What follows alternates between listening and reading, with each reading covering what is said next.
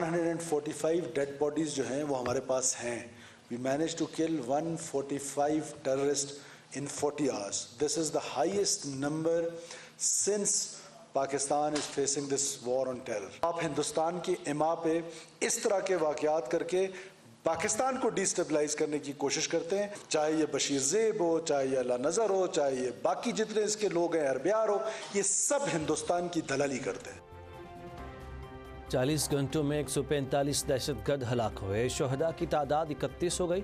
पाकिस्तान एक सेकंड के लिए भी सरेंडर नहीं करेगा, 1000 साल तक दहशतगर्दी के खिलाफ जंग लड़ने के लिए तैयार है। वज़ीर आला बलोचिस्तान सरफराज बुगटी की प्रेस कॉन्फ्रेंस, कहा हसास तनसीबात में दाखिले की कोशिश नाकाम बना दी गई।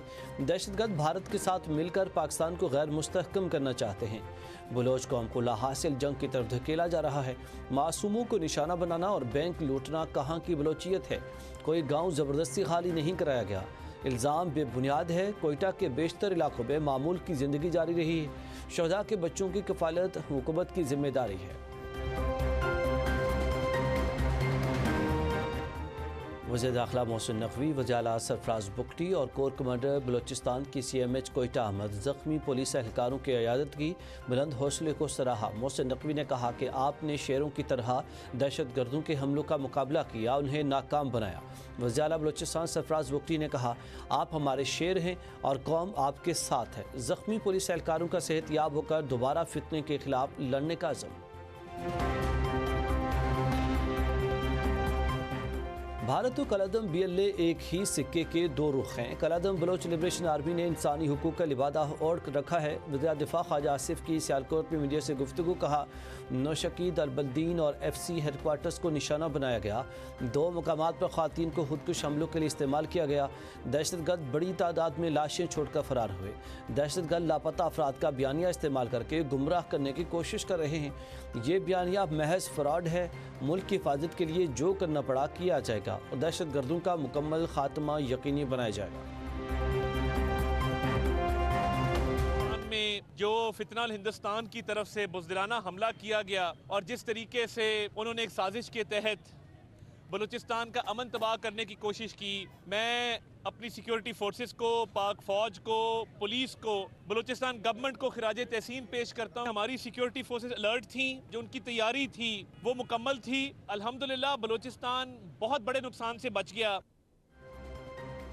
दहशतगर्दों को फैसला कुन शिकस्त से बड़ा नुकसान टल गया। फितनल हिंदुस्तान को भारत की पुश्तपनाही के वाज़ेह शवाहिद मौजूद हैं। वज़ीर इत्तलात व नशरियात अताउल्लाह तारर की मीडिया से गुफ्तगू, कहा साजिश के तहत बलूचिस्तान का अमन तबाह करने की कोशिश की गई। दहशतगर्दों की बड़ी कार्रवाइयों की सलाहियत ख़त्म हो चुकी है।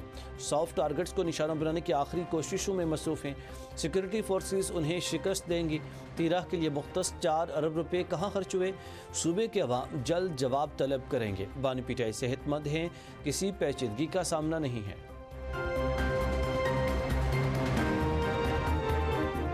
वज़ीर आला खैबर पख्तूनख्वा सोहेल आफरीदी की बलूचिस्तान में दहशतगर्दी की शदीद मजम्मत, कहा बलूचिस्तान में दहशतगर्दी रियासत की खुद मुख्तारी और कौमी सलामती पर खुली जारहियत है। मासूम शहरियों और सिक्योरिटी एहलकारों को निशाना बनाना खुली बर्बरियत है। दहशतगर्दी पाकिस्तानी कौम के अज़्म को मुतज़लज़ल नहीं कर सकती। शहदा का खून रायगा नहीं जाएगा। नेशनल एक्शन प्लान तमाम सूबों और विफाक का मुतफ़िका फैसला है, इस पर अमल जारी रहेगा। वज़ीर मुमलिकत दाखिला तलाल चौधरी की न्यूज़ कॉन्फ्रेंस, कहा सूबाई और विफाकी हुकूमतें मिलकर दहशतगर्दी के खिलाफ कार्रवाइयाँ कर रही हैं। सियासी फ़ायदे के लिए दहशतगर्दी के मामले पर इल्ज़ाम तराशी बंद होनी चाहिए।